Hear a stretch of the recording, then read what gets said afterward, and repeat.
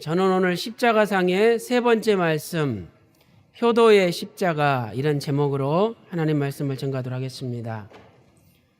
십자가상의 첫 번째 말씀이 무엇이었습니까? 누가복음 23장 34절에 아버지여 저희를 사하여 주옵소서, 저희를 사하여 주옵소서. 이것이 자기 하는 것을 알지 못함이니이다. 첫 번째 말씀입니다. 두 번째 말씀은 누가복음 23장 43절 말씀이죠. 오늘 네가 나와 함께 낙원에 있으리라. 두 번째 말씀입니다. 구원의 십자가입니다. 첫 번째 말씀이 용서의 십자가라면 두 번째 말씀은 구원의 십자가입니다. 오늘 십자가상의 세 번째 말씀은 요한복음 19장 26절에 여자여 보소서 아들이니이다. 이것은 효도의 십자가입니다. 예수님께서 십자가에 달리실 때 제자들은 다 도망을 갔습니다. 마태복음 26장 56절에 이에 제자들이 예수를 다 버리고 도망가니라, 이렇게 말씀하고 있습니다.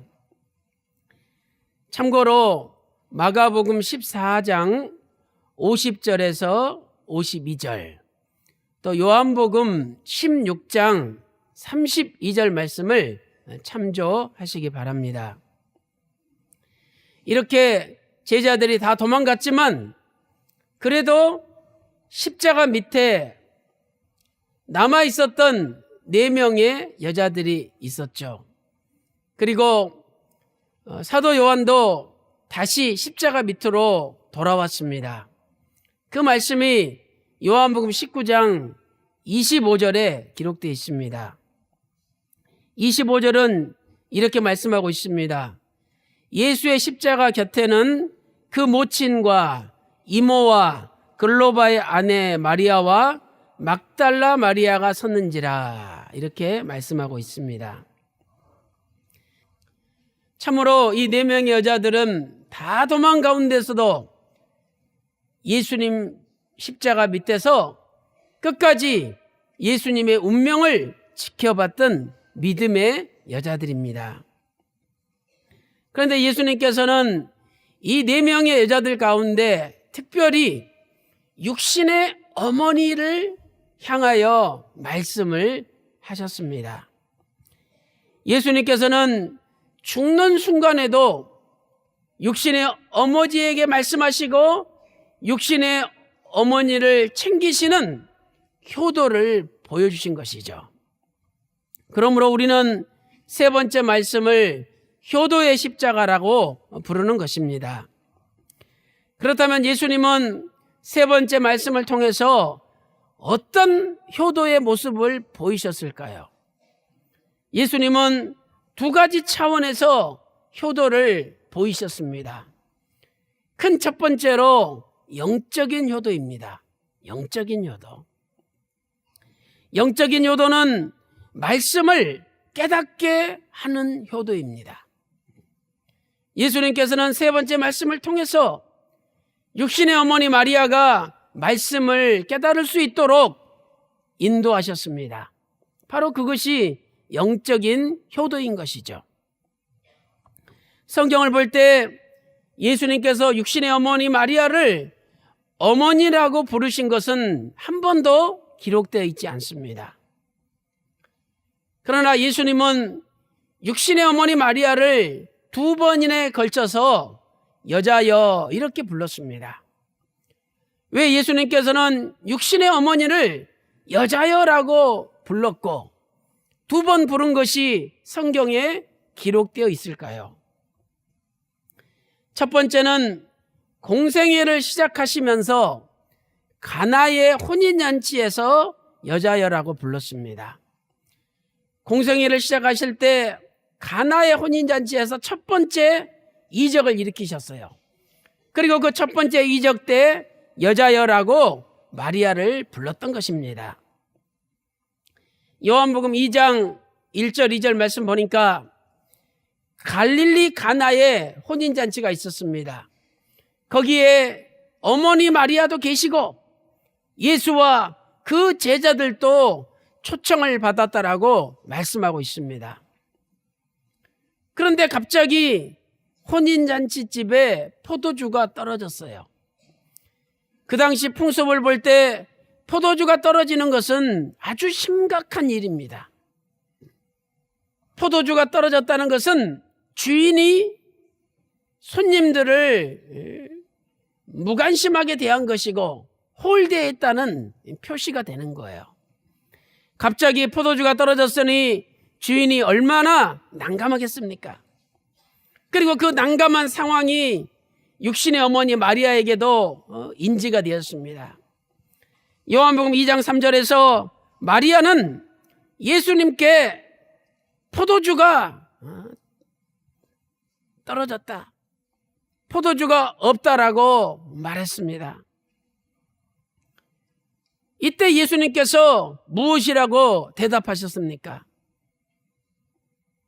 일반적으로야 어머니 진짜 포도주가 떨어졌습니까? 제가 좀 어떻게 해볼까요? 뭐 이런 식으로 대답하지 않았겠습니까? 그러나 예수님께서는 일반적인 상식을 뛰어넘는 그런 말씀을 선포하셨어요. 요한복음 2장 4절 말씀 보니까 여자여 나와 무슨 상관이 있나이까? 아직 내 때가 이르지 아니하였나이다 라고 말씀하셨습니다. 여기에서 왜 예수님께서는 육신의 어머니 마리아를 향하여 여자여 이렇게 불렀겠습니까? 어떤 신학자들은 이 여자여라는 말을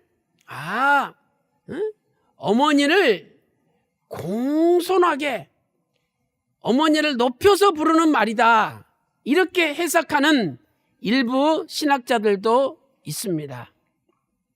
그러면서 그 여자여라는 단어가 헬라어로 귀네라는 단어예요. 귀네. 그리고 그것을 혹격, 여자여 이렇게 부를 때는 귀나이가 되죠. 그러니까 이것은, 이 귀네라는 단어는 어머니를 높여서 부른 말이라는 거예요. 예를 들어서 우리나라에서도 뭐 여자를 높이 부를 때 여사님 이렇게 부르잖아요. 뭐 김여사, 뭐 이여사, 뭐 박여사 하면서 님자를 붙여가지고 김여사님 이렇게 부르잖아요. 그러니까 귀내가 그런 뜻이다, 이렇게 해석하는 신학자들이 있습니다. 그러나 이것은 잘못된 해석이죠. 왜냐하면 이 귀내라는 단어가 실제로 성경에서 쓰인 용례들을 보면은 그냥 일반적으로 여자들을 보편적으로 부르는 단어일 뿐이라는 거예요. 이렇게 여자를 높여 부르는, 어머니를 높여 부르는 말이 아니라는 겁니다. 70인경이라는 성경이 있죠. 70인경은 구약 히브리어를 헬라어로 번역한 성경이 70인경이에요. 그래서 이 70인경 성경에 약 1000번 이상 귀내라는 단어가 나와요. 그런데 이렇게 번역된 히브리 원문을 찾아보면 그 1000번이 넘는 경우가 이샤라는 히브리어예요. 이샤. 그런데 이샤는 구약 성경에서 거의 대부분이 일반적으로 여자를 부르는 단어예요. 일반적으로 여자를 부르는 단어가 이샤입니다. 그러므로 이샤가 번역된 귀내 역시 일반적인 여자를 부르는 단어이지 무슨 여자를 높이 올리거나 어머니를 높이 올려서 부르는 단어가 아니라는 거예요. 마태복음 15장 28절에서 여자야 네 믿음이 크도다, 네 소원대로 되리라 선포하셨습니다.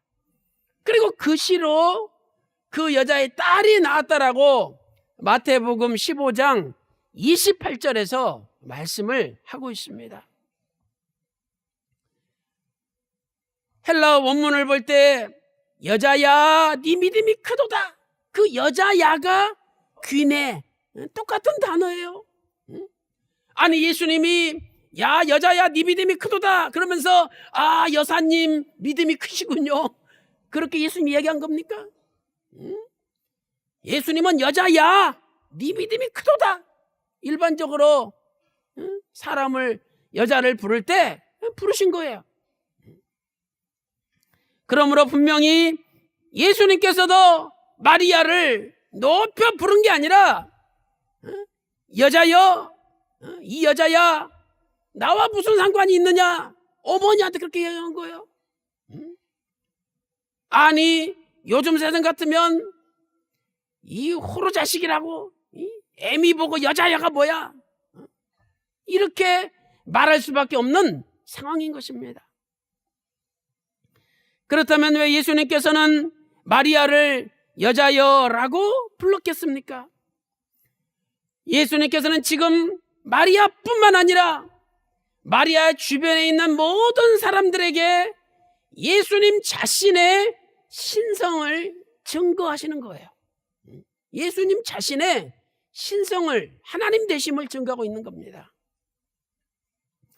지금까지 사생애 30년 동안 예수님은 마리아의 아들로 자라왔어요. 사람들은 예수님을 마리아의 아들로만 생각하고 있었습니다. 예수님도 육신의 어머니 마리아를 어머니, 어머니 이렇게 부르면서 살아왔을 것입니다. 그러나 이제 공생애를 시작하시는 순간이잖아요. 첫 번째 이적이니까. 예수님께서는 공생애를 시작하시면서 이제 마리아의 아들이 아니라 하나님의 아들로서 공생애를 시작하고 계시는 것입니다. 그래서 마리아뿐만 아니라 그 주변에 있는 사람들에게 나는 더 이상 마리아의 아들이 아니다, 나는 하나님의 아들이요, 더 나아가서 내가 하나님으로 지금 이 기사와 이적을 행하는 것이다, 이것을 보여주시기 위하여 예수님은 일부러 여자여라고 부르셨던 것입니다. 아무리 예수님의 육신의 어머니 마리아라고 할지라도 예수님을 하나님으로 믿지 않는다면 예수님과 아무 상관이 없는 자가 되고 마는 것입니다. 그러므로 오늘 우리도 예수님을 나의 구세주요, 나의 유일한 구속자요, 나의 유일한 창조주 하나님이라고 믿을 때, 나 같은 걸 구원하시기 위해서 말씀이 육신이 되어 이 땅에 오신 성자 하나님으로 믿을 때 바로 우리도 예수님과 상관이 있는 자가 되는 것입니다. 큰 두 번째, 일대지 두 번째입니다. 두 번째로 십자가상에서 세 번째 말씀을 하시면서 여자여라고 불렀습니다. 요한복음 19장 26절에서 여자여 보소서 아들이니이다 이렇게 말씀하고 있습니다.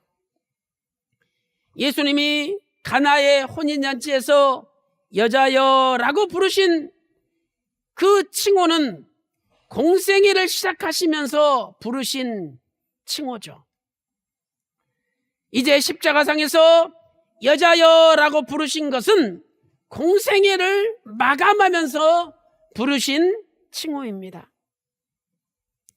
결국 예수님께서는 공생애를 시작하시면서도 여자여라고 불렀고 또 이제 그 공생애를 마감하면서 여자여라고 부르고 계시는 것입니다. 예수님께서는 운명 직전에 마리아를 여자여라고 불렀습니다.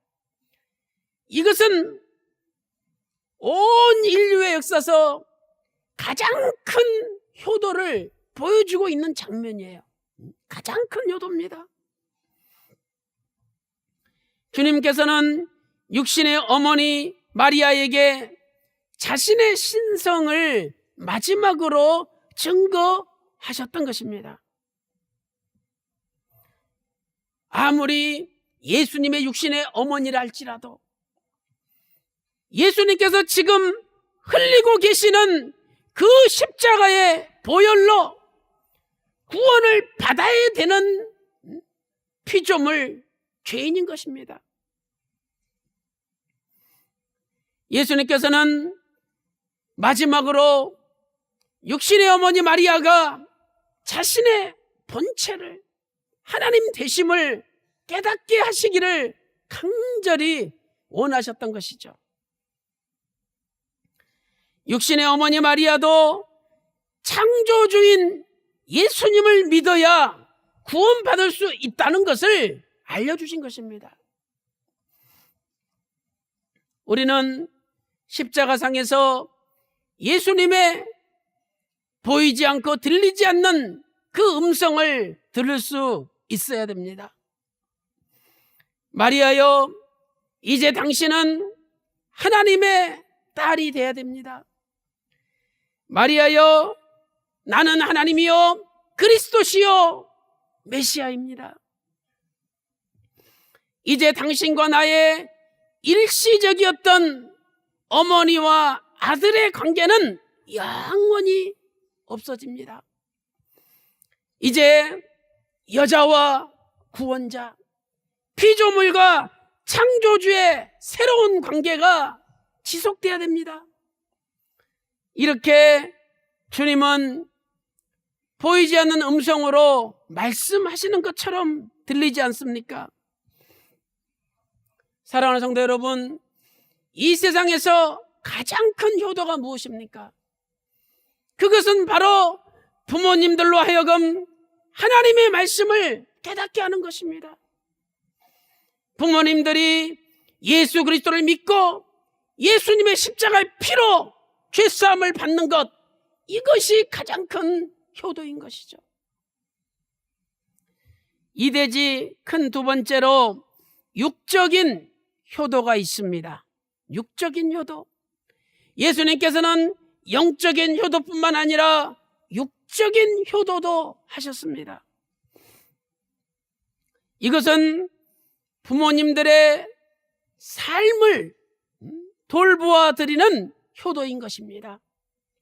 부모님을 봉양하는 효도입니다. 예수님께서 여자여 십자가상에서 세 번째 말씀을 시작하셨습니다. 그리고 나서 보소서 아들이니이다, 이렇게 말씀하셨죠. 그 다음에 요한복음 19장 27절에서 보라 네 어머니라, 이렇게 사도 요한에게 말씀을 선포하셨습니다. 우리는 여기에서 헬라어 원문을 볼 때 두 문장이 서로 대꾸적으로 사용되고 있는 것을 발견할 수가 있습니다. 헬라어로 이데 호휘오스 수, 이데 호휘오스 수, 이데 헤메테르 수, 이데 헤메테르 수. 이것을 우리말로 번역하면 보라 네 아들이다, 보라 네 어머니다, 이렇게 번역이 됩니다. 보라 네 아들이다, 보라 네 어머니다. 지금 이 순간 예수님께서는 자신과 마리아의 인간적인 관계를 청산시키고 있습니다. 그리고 이제 사도 요한과 마리아의 새로운 관계를 정립시켜주고 있는 것입니다. 사도 요한을 마리아의 새로운 아들로, 또 마리아를 사도 요한의 새로운 어머니로 맺어주고 있는 순간입니다. 왜 예수님께서는 마리아를 사도 요한에게 맡기셨을까요? 그것은 사도 요한이 예수님의 가장 사랑하시는 제자이기 때문입니다. 똑같은 제자, 똑같은 70문도 똑같이 예수님을 따라다니는 사람이라고 다 같은 사람이 아닙니다. 사도 요한은 예수님의 깊은 사랑을 받고 누구보다도 깊이 예수님을 깨달았던 제자입니다. 그래서 예수님이 볼 때 가장 신뢰를 하고 가장 믿음직하고 저 사도 요한에게 마리아를 맡기면 되겠구나 하는 믿음이 있었던 것입니다. 사랑하는 성도 여러분, 오늘 저와 여러분은 주님에게 이런 평가를 받을 수 있습니까? 주님께서 각자 저와 여러분을 보실 때 너는 나의 사랑하는 제자다, 내가 깊이 사랑했던 제자다, 이렇게 인정을 받을 수 있느냐는 것입니다. 사실 마리아에게는 예수님 말고도 다른 아들들, 딸들이 있었습니다. 마태복음 13장 55절에 예수님의 동생들의 이름이 기록되어 있습니다. 야고보, 요셉, 시몬, 유다, 4명의 남동생들이 이름이 기록되어 있습니다. 마태복음 13장 56절에는 그 누이들이라고 분명히 예수님의 여동생들도 있었다라고 성경은 말씀을 하고 있습니다. 그런데 예수님께서는 그 동생들에게 마리아를 맡기지 않았습니다. 예수님은 그 동생들보다도 사도 요한을 더 신뢰했던 것입니다. 사랑하는 성도 여러분, 오늘 평강제일교회 모든 성도님들이 주님께서 가장 신뢰하시는 제자, 우리 아버지 하나님께서 가장 신뢰하시는 제자가 되시기를 주님의 이름으로 축원합니다. 이 말씀을 들은 사도 요한 보세요. 이 말씀은 예수님의 유언입니다. 그래서 그날부터 마리아를 자기 집으로 모시고 가서 평생 마리아를 봉양했습니다. 요한복음 19장 27절 보니까 그때부터 그 제자가 마리아를 자기 집에 모시니라, 이렇게 성경은 말씀을 하고 있습니다. 전에 내려오는 기독교 전통을 보면은 사도 요한은 그때부터 마리아가 죽을 때까지 11년 동안 마리아를 극진히 봉양했다라고 말씀을 하고 있습니다. 잠언 23장 25절에 내 부모를 즐겁게 하며 내 어머니를 기쁘게 하라. 잠언 23장 25절에 부모님을 즐겁게 하고 어머니를 기쁘게 하라, 이렇게 말씀하고 있습니다. 예수님께서는 창조주 하나님이신데 그 육신의 어머니 마리아를 영적으로 효도했을 뿐만 아니라 육신적으로도 효도를 하셨습니다. 그렇다면 오늘 우리도 이 말씀을 깊이 명심하고 우리를 낳아주시고 길러주신 육신의 부모의 그 은혜를 잊어버리지 말고 끝까지 최선을 다해서 봉양할 수 있는 우리 평강제일교회 모든 성도님들 되시기를 주님의 이름으로 축원합니다. 결론적으로 효도는 죽음을 초월해서 드리는 것입니다. 효도는 죽음을 초월하는 거예요. 죽음을 초월해서 드리는 겁니다.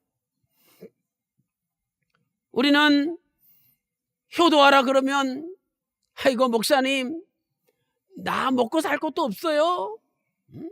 내가 어려운데 부모님께 어떻게 효도하고 봉양합니까? 이렇게 얘기를 합니다.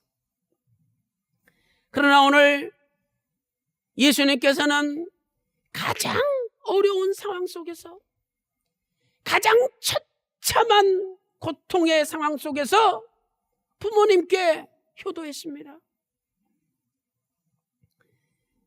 예수님께서는 십자가의 처절한 고통 속에서도 결코 육신의 어머니 마리아를 잊지 않고 기억하시며 사도 요한에게 부탁했습니다.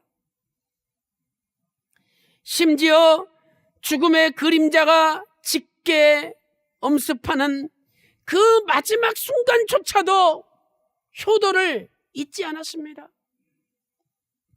그래서 육신의 어머니 마리아를 여자여라고 부르면서 자신이 창조주이심을 깨닫도록 마지막에 전도하셨던 것입니다.